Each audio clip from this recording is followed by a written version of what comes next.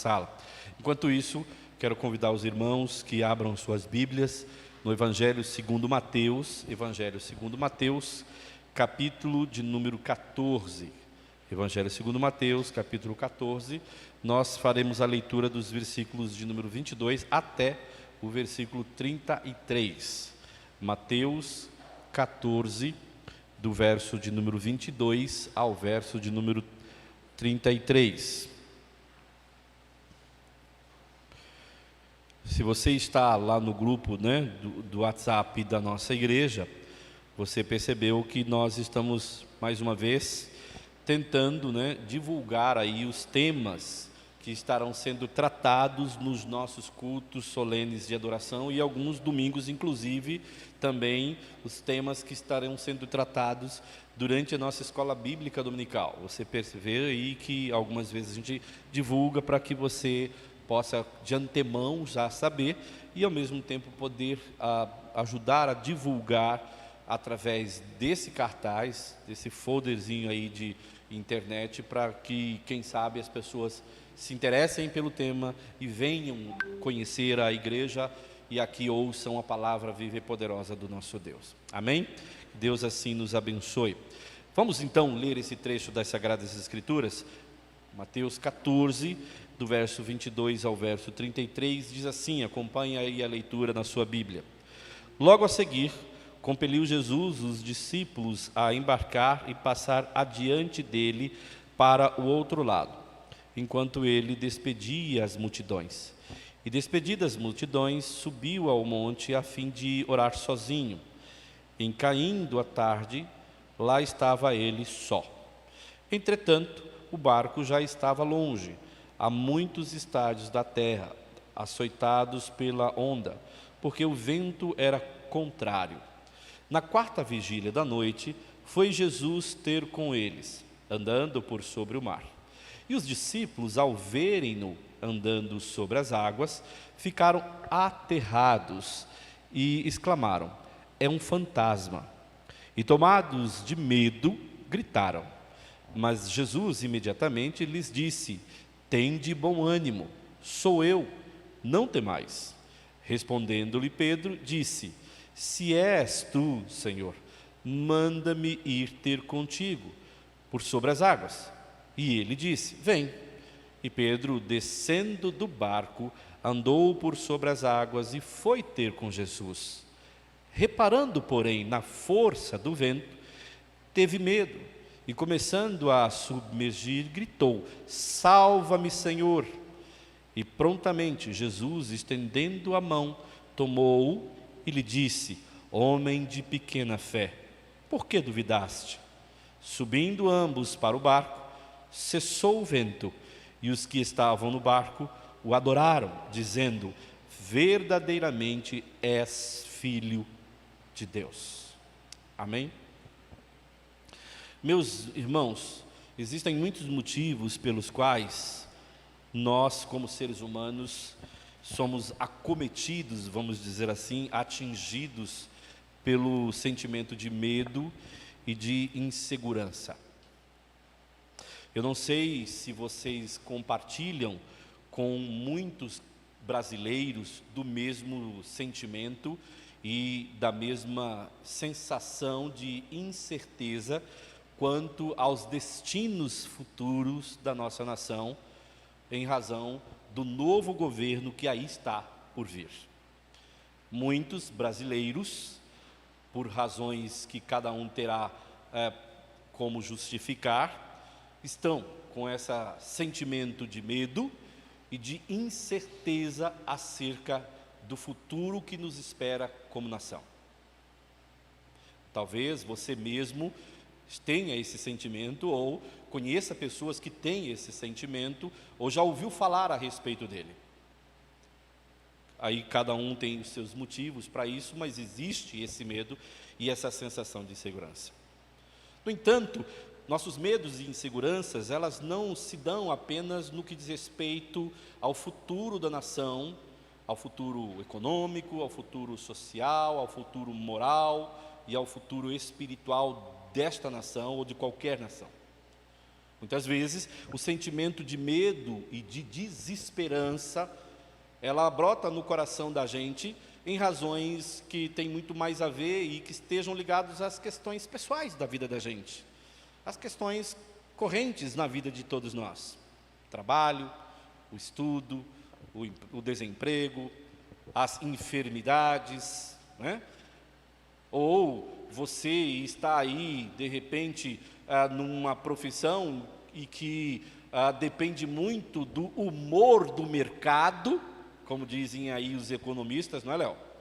Do humor do mercado, para saber se você vai conseguir ganhar ou não o dinheiro no próximo mês.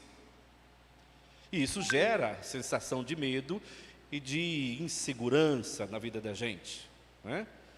Então, são muitos os motivos que podem vir causar isso, e cada um com os seus medos e com as suas inseguranças, haverão de dar uma justificativa particular para o seu medo ou a sua insegurança específica, né?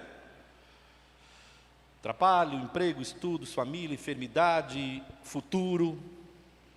E nós estamos nos aproximando de um momento em que nós nos renovamos, pelo menos tentamos renovar dentro de nós e em nossos corações, uma espécie de esperança. Todo fim de ano, a gente olha para trás, percebe que, infelizmente, nem tudo que a gente gostaria que acontecesse, aconteceu. A gente olha para frente, para o ano que vem, e faz uma aposta de fé, né? Tomara a Deus, ô Senhor, por favor, que o ano que vem, né, seja diferente. Esse é o momento que a gente tenta resolver esses medos e inseguranças, alimentando-nos de uma esperança de que tem, quem sabe, a mudança de calendário, né?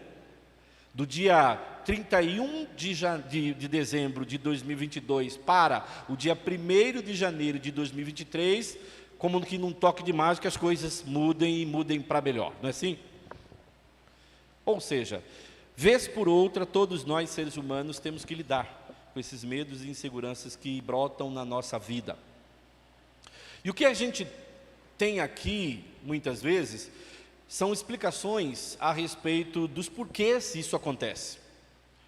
Profissionais da psicologia e da psiquiatria, os terapeutas, darão a mim e a você uma diversidade de justificativas ou explicações, né?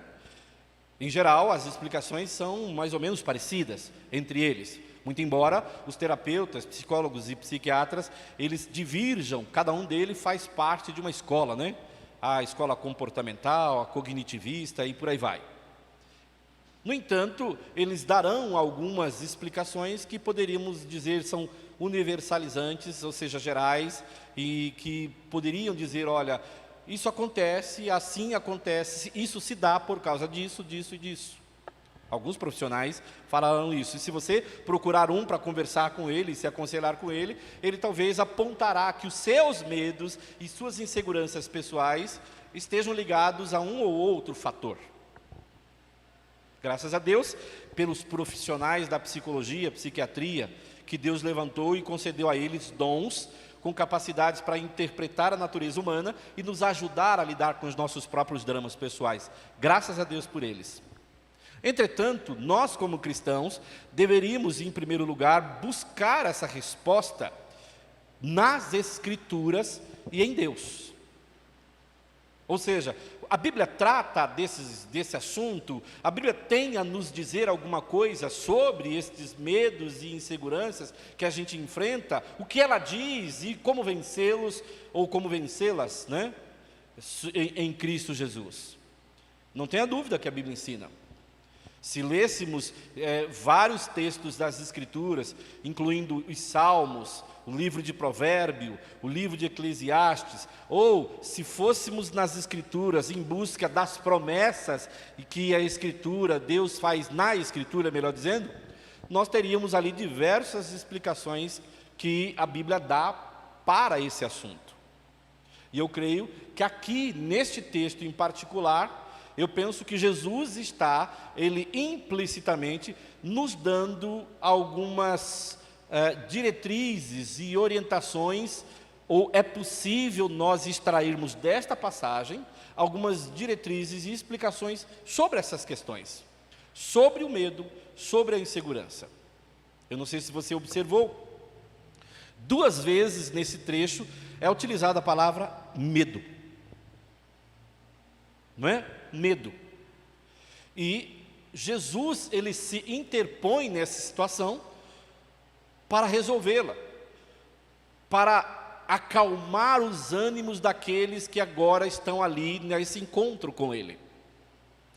E eu queria que nós, nesta noite, explorássemos essa passagem, tendo em mente, vencendo os nossos medos e inseguranças pelo que Jesus faz. Nele é o remédio para os nossos medos e inseguranças, à luz desta passagem. Para isso, como eu costumo fazer, vamos tentar entender o que está acontecendo aqui na passagem, para dela então extrairmos esses princípios que nos ajudarão a entender nossos medos e inseguranças e a vencê-los. Nos é dito, a partir do verso 22, que Jesus estava com os seus discípulos pregando o Evangelho, e ele resolveu então, durante a noite, que os seus discípulos atravessassem o mar da Galileia. E ele despediu os seus discípulos, colocou-os em algum barco, e os seus discípulos foram sozinhos não, os 12 foram naquele barco para atravessar, ou aqueles que estavam com ele naquele momento, atravessar o mar da Galileia, ou o lago de Genezaré, é a mesma coisa. E aí, ele resolveu ficar, ele ficou um pouco pregando na outra margem. Ao final da pregação dele, já era noite, ele resolveu subir ao monte para orar um tempo, e ali ele ficou um tempo, e o texto diz que ele foi orar sozinho. Já tarde da noite, mais ou menos próximo da 4ª vigília da noite, então nós estamos falando de madrugada, Jesus então resolve descer do monte e ir em direção aos apóstolos. Como era madrugada, não tinha obviamente nenhum barqueiro mais ali para ele contratar para levá-lo para outra margem. O que Jesus fez? Ele foi em direção ao barco em que estavam os discípulos para atravessar o lago ou o mar, andando por sobre as águas. E de repente, ao longe, os discípulos veem, verso 26, alguém se aproximando, e este alguém está andando por sobre as águas. Olha que incrível. E óbvio, eles imaginaram que ali estava algo no mínimo estranho. Pense você, coloque-se aí no lugar dos discípulos. O que você imaginaria que você estivesse vendo? Se talvez naqueles dias tivessem óculos, você faria o seguinte, Você tiraria o seu óculos para ter certeza que ele não está embaçado. Você olharia para o seu óculos para conferir se você está enxergando o que você está enxergando, não é? Ou você cutucaria o amigo do lado e diria assim para ele: você está vendo? Você está vendo o que eu estou vendo? Assustados com o que eles estavam vendo, porque ali estava uma pessoa, a forma de uma pessoa na escuridão, caminhando por sobre a água, vindo em direção a eles. E o texto diz que realmente eles ficaram assim, o texto diz que eles ficaram aterrados. Poderíamos traduzir aqui por aterrorizados, assustados. Ou, mais ainda, com medo, porque o próprio Cristo foi quem utilizou a expressão medo, não temais. Então, ficaram aterrorizados, com medo, espantados com aquilo que eles estavam vendo. E depois, então, Jesus, percebendo que eles assim ficaram, respondeu a eles, verso 27, tenham bom ânimo, sou eu, não tenham medo. Não fiquem assim, não se assustem, não se desesperem, não se amedrontem, calma, sou eu. E aí então, para testar de fato se era Jesus, Pedro, que sempre se colocava à frente dos outros discípulos, disse: se és tu, e eu sei que tu tens poder para fazer o que você está fazendo, de andar sobre as águas, manda-me que eu também faça o mesmo e vá até o Senhor. Assim foi feito. Jesus então diz: venha. E ele desce do barco, começa os seus primeiros passos, mas o texto nos diz que o ambiente, o clima não era favorável. Lembrem-se, nós estamos falando de uma pessoa que está andando mais ou menos em alto mar ou no meio do mar daquela região, e o texto diz que havia uma tempestade e que o vento era contrário. A circunstância, o ambiente não era favorável para um barquinho pequeno, quiçá para uma pessoa andando, caminhando por sobre as águas. Quiçá não, que dirá? E aí o que acontece? O texto nos diz que ele, por causa do vento, por causa da tempestade, Pedro então olhou de lado. Verso de número 30, reparando na força do vento, teve medo. Veja a palavra medo de novo aqui. Teve medo. E por que ele teve medo? Porque ele tirou os olhos de Jesus e reparou na força do vento. Prestou atenção ao seu redor e àquilo que estava acontecendo. Mas imagina que, tenta se colocar no lugar deles. Eles estão meio que anestesiados com a circunstância. Jesus manda ele e de primeiro momento, de cara ele vai. E aí a ficha cai. De repente, Solange, a ficha cai. Peraí, olha, opa, onde eu estou? No meio da água. Ele se assusta de novo e começa a submergir, começa a afundar. Jesus, ele grita: socorre-me, Senhor, salva-me, Senhor. Jesus vai, estende para ele a sua mão, o tira da água, o coloca no barco e diz para ele: tudo isso lhe aconteceu porque você não tem fé, ou a sua fé não é suficientemente grande para tal. E quando ele disse isso, ou depois que ele disse isso, a tempestade se acalmou, o mar se acalmou, e todos viram que ele de fato era verdadeiramente o Filho de Deus, porque a própria natureza lhe obedecia. Que para ele não havia impossibilidades físicas. Afinal, quem de nós pode andar por sobre as águas? O Filho verdadeiro de Deus pôde e pode. Esse é o contexto. E aí, queridos, eu faço uma pergunta para vocês. Vamos tentar olhar aqui, em primeiro lugar, o medo dos discípulos todos. Quando foi que eles tiveram medo? Verso 26 e verso 27 nos informam que todos eles temeram de início, aterrorizaram-se de início, assustaram-se de início. Por quê? Porque viram algo estranho, viram algo inusitado, viram algo que ao longe eles não conseguiam com os seus olhos definir o que era, não é? Pergunto, nós seres humanos também, nós não nos sentimos amedrontados e inseguros diante de situações que a gente não consegue definir, compreender, dar uma explicação adequada, situações meio que incertas, duvidosas, não é? Às vezes, nasce dentro de nós o medo e a insegurança exatamente pelo mesmo motivo. Porque está diante de nós alguma coisa que a gente não consegue entender, não consegue explicar, que nos assusta, que nos assombra, ou que exigiria de nós um conhecimento que nós não temos, e por causa disso a gente não sabe muito bem o que é, o que pode ser, e o que vai acontecer, e isso assusta e produz medo e sensação de insegurança, não é?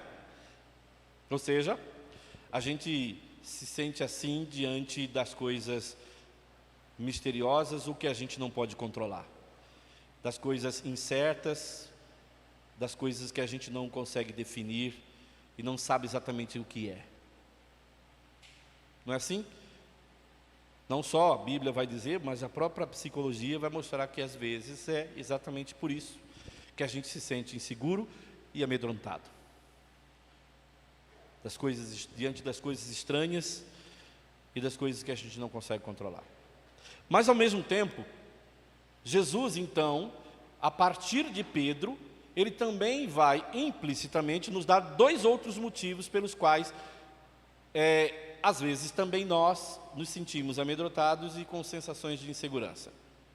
Veja que no verso de número 29 e 30, nos é dito que quando Pedro começou a caminhar, até um momento ele andou bem, não foi? Não foi bem? Tranquilo. Ele conseguiu sair do barco e deu os primeiros passos na direção de Jesus, sem perceber que estes passos que ele estava dando eram em cima de água, em cima do mar. Até esse momento, nesses seus primeiros passos, as coisas iam bem. As coisas iam bem nos primeiros passos. De repente, as coisas mudaram. E quando é que as coisas mudaram? Quando ele reparou, o verso de número 30 diz, né? Quando ele reparou, a ideia é o seguinte: quando ele começou a prestar mais atenção no que ele estava fazendo do que na direção para onde ele estava indo. Quando ele começou a pensar que ele estava em cima das águas e o vento batia, e ele começou então a raciocinar quão ilógico, quão absurdo era o que ele estava fazendo, ele começou a afundar. Porque ele prestou atenção nele e nas circunstâncias e tirou os olhos da direção para onde ele ia, que era Jesus. Outro motivo pelo qual muitas vezes nós somos tomados pelo medo e pela sensação de insegurança é exatamente a mesma coisa. Porque a gente começa a reparar nas circunstâncias. Porque a gente começa a reparar em nós e no que nos cerca. E tiramos os olhos de Deus e da providência dele, não é? A gente começa a reparar os problemas da vida, a gente começa a reparar os problemas políticos, a gente começa a reparar os problemas morais, a gente começa a reparar as pessoas no trabalho, a gente começa a reparar os dramas que a família enfrenta, a gente começa a reparar o pouco recurso que a gente tem, ou seja, a gente começa a se concentrar em nós e nos nossos dilemas cotidianos, nas nossas circunstâncias, e retiramos os olhos de Cristo e da sua providência. Afinal, não foi Cristo, o Filho verdadeiro de Deus, que eles conheciam muito bem, que havia dito para ele: pode vir? O comando não foi dado por um homem qualquer, o comando foi dado pelo Logos encarnado, Jesus Cristo, o Filho unigênito do Pai, que se fez homem e habitou entre nós, e ele mesmo assim duvidou. Então, muitas vezes, os nossos medos e inseguranças, elas existem exatamente pelos mesmos motivos, que a gente começa a reparar em nós e nas nossas circunstâncias, e tiramos os olhos de Deus e da sua providência. Quer ver isso acontecer em uma outra passagem? Mateus 6, do 25 ao 33, ele nos ensina lá que nós não devemos ficar ansiosos por coisa alguma, né? E a ansiedade lá se dá pelo que comer, pelo que beber e pelo que vestir. E aí Jesus diz assim: olha, não fiquem assim, porque estas coisas são próprias dos ímpios. E por que elas são próprias dos ímpios? Porque elas não creem em Deus. Elas, por não crerem em Deus, não têm esperança. Mas vocês creem em Deus, e crendo em Deus deveriam ter esperança. E é Deus, que é o Pai de vocês, que disse e prometeu a vocês que vão sustentar. Portanto, então, descansem nele. Coloque então sua fé, coloque então sua confiança, bote nele as suas esperanças, por mais que de repente as circunstâncias mostrem o contrário. Sabe o que ele está pedindo para a gente fazer? Romanos capítulo 4, quando nos fala de Abraão, há uma frase que eu gosto muito naquele texto, que ele diz assim, que Abraão creu contra a esperança. Sabe o que significa crer contra a esperança? Essa é uma expressão. Porque lá no texto diz assim: Abraão olhou para si e viu que tinha 100 anos. Olhou para a mulher dele que ela tinha 90 anos. Ou seja, o que ele viu? O que ele olhou? Que circunstâncias diante de seus olhos estavam? De impossibilidades, né? Havia diante dele impossibilidades naturais. Ele, idoso, ela, idosa, não poderiam, por natureza, gerar um filho. Era isso que ele tinha diante dele. Impossibilidades naturais. Mas mesmo assim, o que ele fez? Duvidou? Não, ele creu. E por ele ter crido, isso lhe foi imputado por justiça. É mais ou menos isso que Jesus estava pedindo para Pedro. Pedro, de fato, o que eu estou pedindo para você fazer é antinatural. Andar por sobre as águas é estranho. Se você sair daí por aí contando que você fez isso, chamarão você de louco, não é? Mas o que eu estou dizendo para você é a verdade, e essa verdade é poderosa e cabe a você ouvi-la e crer nela, embora as circunstâncias digam ao contrário a você. Portanto, muitas vezes, o motivo pelo qual nós somos acometidos pelas sensações de medos e insegurança é isso. A gente tira os olhos de Cristo e da sua providência e colocamos os olhos em nós e nossas circunstâncias. Mas há um terceiro motivo pelo qual também Pedro, a partir de Pedro, nós somos informados que podem ser, talvez aqui, a base do medo e da insegurança dos discípulos e quem sabe até mesmo a base do medo e da insegurança nossa, crentes no Senhor Jesus. Sabe onde ela está? Versículo de número 31, quando Cristo, depois de ter estendido suas mãos, tomado Pedro em suas mãos e colocado de volta no barco, ele se dirigiu a Pedro e disse para ele que ele, Pedro, era um homem de pequena fé. Sabe por que muitas vezes a gente se nutre de medos e esperança e se vê com medo e esperança da vida e das coisas da vida? Por falta de fé. Talvez a raiz dos seus medos, talvez a raiz dos seus sentimentos de falta de paz, de desespero, de insegurança, esteja exatamente no tamanho da sua fé. Falta de fé. E por que isso faz diferença? Em uma outra passagem, Jesus disse que quando há a fé verdadeira, a fé fervorosa, a fé autêntica, ela pode ser inclusive no tamanho de um grão de mostarda, que ela vai mover montanhas. Portanto, aqui, o tamanho da fé, ela tem a ver com a qualidade e não com a quantidade. Se tua fé é uma fé de qualidade, você realmente confia absolutamente, você se alimenta de uma confiança absoluta no poder, na pessoa e nas promessas de Deus que estão aqui contidas na palavra, nas Sagradas Escrituras. Se você tem esse nível de fé, esse nível de amor a Deus, as tempestades e os ventos podem ser contrários, mas você permanecerá caminhando por sobre as águas, porque você não está ali por causa das circunstâncias, seja do vento ou seja da água, mas você está ali porque o teu Senhor te mandou, te chamou, deu a você um comando, fez a você uma promessa, e confiado no comando e na promessa dele é que você está ali.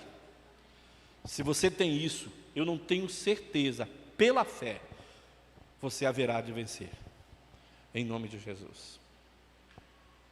Portanto, a terceira razão pela qual ele indiretamente nos ensina de que talvez também nossos sentimentos de medo e de insegurança estejam exatamente na nossa fé, ou na falta dela, ou na pequenez dela, ou porque ela não está lá presente, ou porque ela ainda não é suficiente. E eu pergunto para você, você já avaliou a sua fé?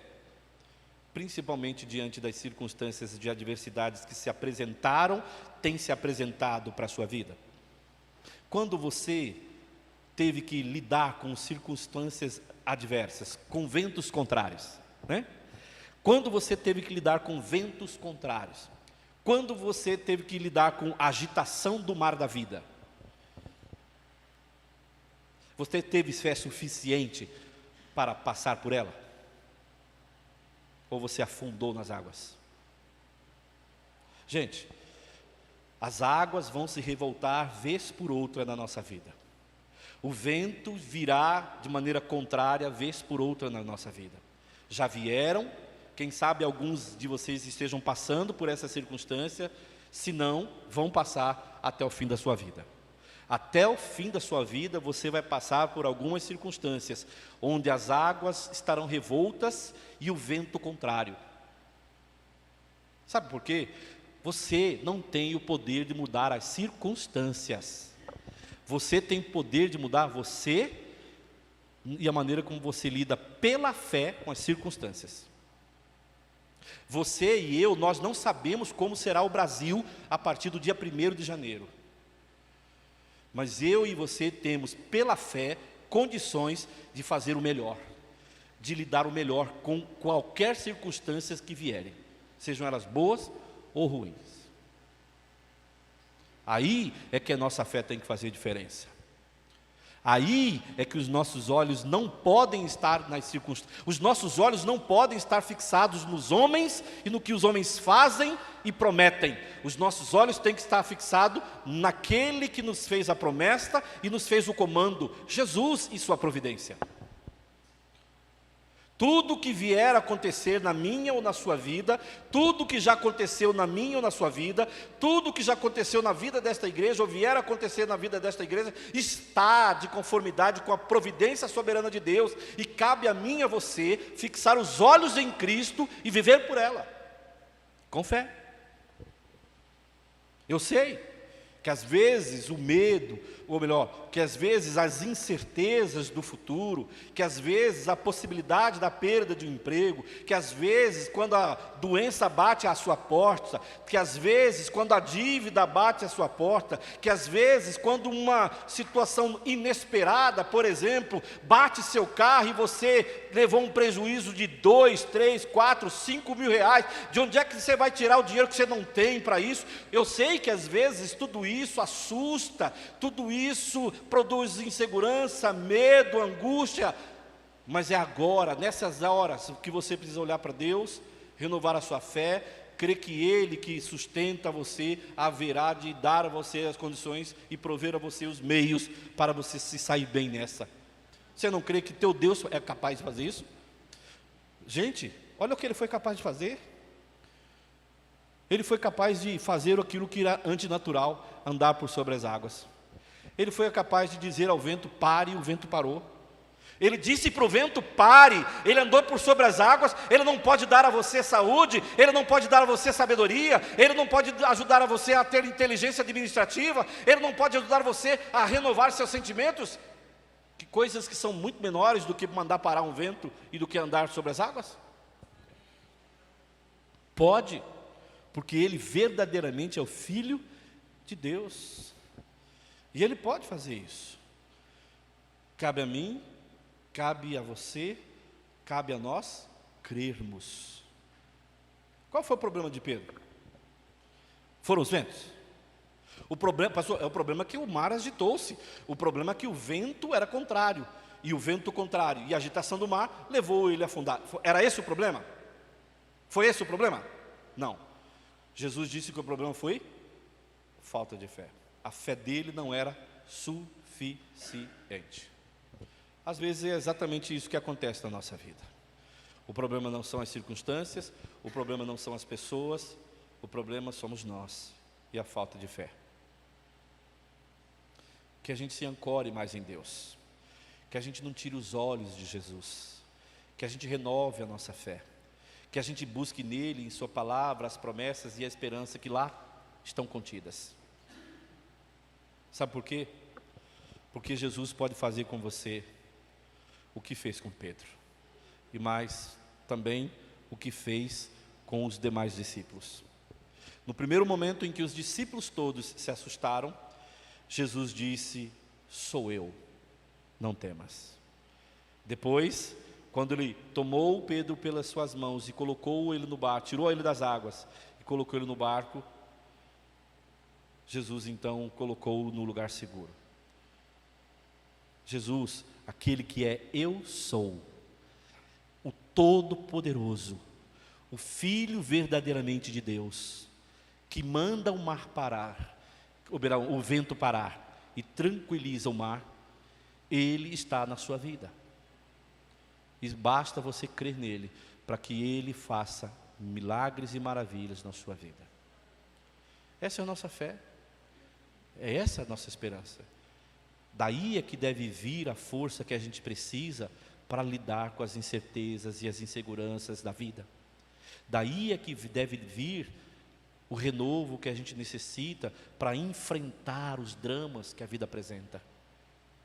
Psicólogos ajudam, terapeutas ajudam, conselhos de irmãos na fé maduro ajuda, apoio e ombro de amigo para chorar, para consolar ajuda, afinal a Bíblia diz, né, nos muitos conselhos há sabedoria, mas acima de tudo quem lhe ajuda é Cristo.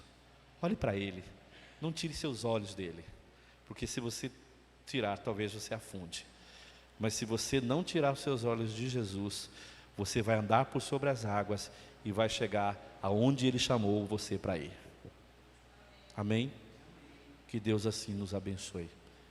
Feche os seus olhos, abaixe sua fronte. Senhor, nós louvamos o Teu nome, damos-te graças pela palavra viva e poderosa do Senhor, que nos dá força, que anima a nossa alma e o nosso coração. Renova em nós, ó Deus, a alegria de que temos um Senhor que cuida, temos um Senhor que cura, temos um Senhor que liberta, temos um Senhor que renova, temos um Senhor que sustenta, temos um Senhor que dá a direção. Senhor, muitas vezes é assim mesmo que nós nos sentimos amedrontados, aterrorizados, assustados, Pai amado, pelas coisas incertas, duvidosas, que nós não conseguimos dominar, controlar, explicar. Outras vezes, Pai, a gente olha para as circunstâncias, para o lado direito, para o lado esquerdo, para cima, para baixo, para frente, para trás, e a sensação que a gente tem é de desespero, de desesperança, Pai. Isso tudo também provoca em nós medo e insegurança. Dá-nos a graça, Pai, de aí, nesse momento, nos alimentar da fé no Senhor. Dá-nos a graça para que nesse momento a gente coloque os olhos no Senhor, e do Senhor venha a força que a gente precisa, do Senhor venha a esperança que a gente precisa, do Senhor venha a energia que a gente precisa para lidar com as coisas incertas, duvidosas, inesperadas da vida. Tem misericórdia de nós, Pai. Fortaleça a nossa fé, anima nosso coração. É o que nós te pedimos nessa noite, Pai. Por favor, haja assim para conosco, em nome de Jesus. Amém.